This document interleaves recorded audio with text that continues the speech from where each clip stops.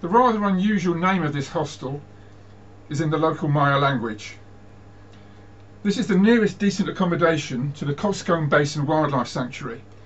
I never actually managed to get there because it rained so much that I had to spend most of my time in the garden here, but the garden itself was very interesting and full of birds and insects, such as this brown peacock butterfly feeding on lantana flowers.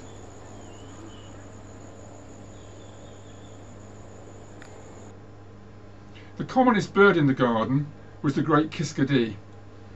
From its perch up on high, its superb eyesight enabled it to spot the slightest movement of a grasshopper down on the ground.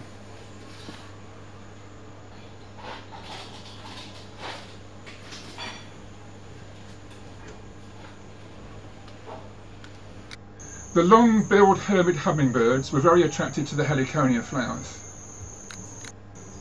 making frequent visits throughout the day. This black-headed trogon is carefully eyeing me up in order to make a decision whether it's going to make a grab for some heliconia fruit about a metre away on my left. In the end it decides, yes, I can do it, so have a look and see what it does next.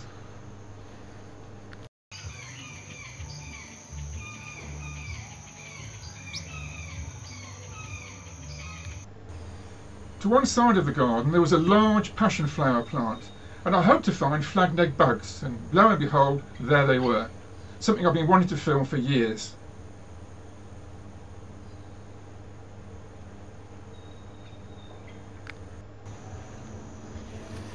They feed on passion flowers, both on the leaves and the stems and on the flowers themselves.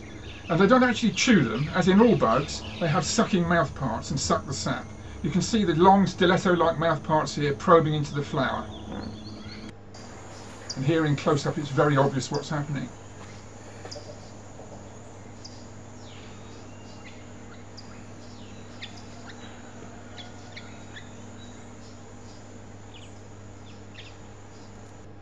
Passion flower sap is fairly unpleasant stuff, but although these insects can feed on it, many other animals can't. The bug's diet therefore earns it a form of chemical protection which protects it from predators.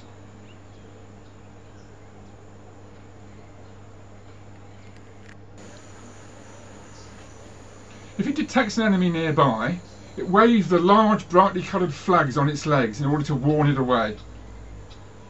Sometimes a bird will still take a peck, but it tends to peck at the legs, and then the bug can just fly away unharmed. You often find them minus one leg. Sometimes minus both back legs. The flags on the legs are very prominent here.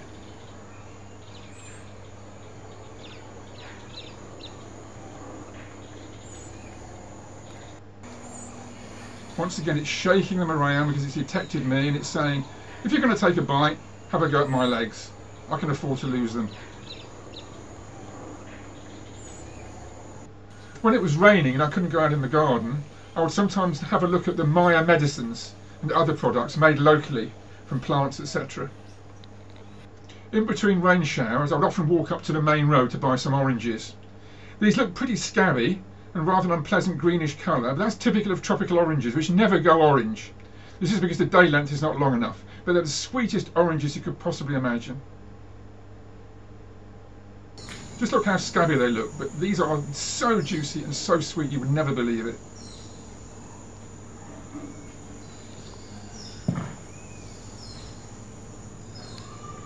In the end I gave up because of the rain and moved on to San Ignacio. This is the very pleasant Bella's Backpackers in the centre of town. And the view from the top.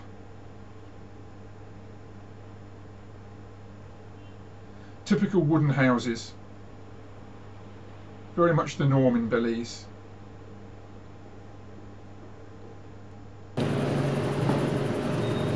It's very humid and hot here, but a pleasant little town to walk around. Very friendly, very quiet, not much traffic. Ideal really.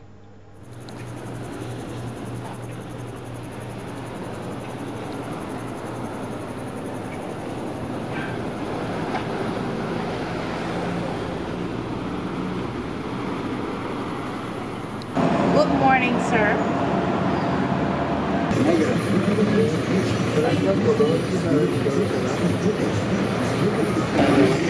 Sí, sí.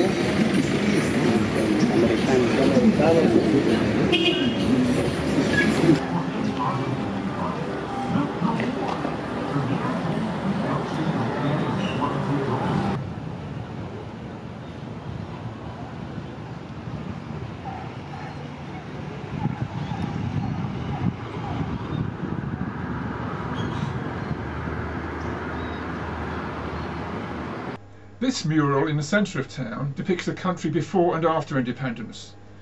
Before independence it was called British Honduras, and at the time of independence, because of a threat from Guatemala, British forces, including Harrier jump jets, were based in the land in order to protect it. Despite the fact that Belize is a relatively expensive country compared with its neighbours, there are still abundant tourists. But you know what? In the end, because of the rain, I cut my trip short and took a bus towards the Guatemalan border.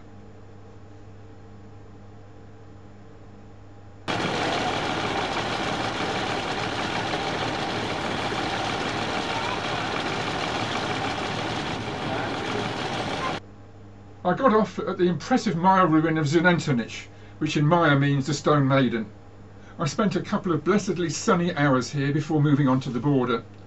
All this forest here used to be farmland in Maya times, but the forest quickly reclaims its former territory.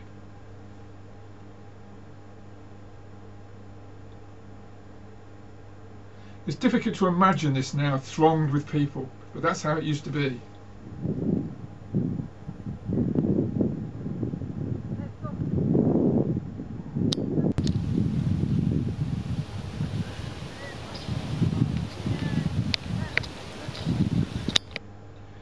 The ruins are separated from the main road by a river, and to cross this you use the ferry.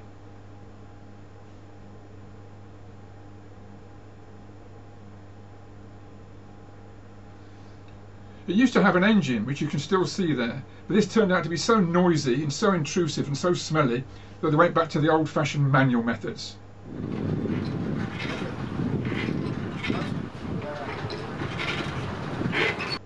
And so it was back on the bus towards the Guatemalan border, and for me, a new country.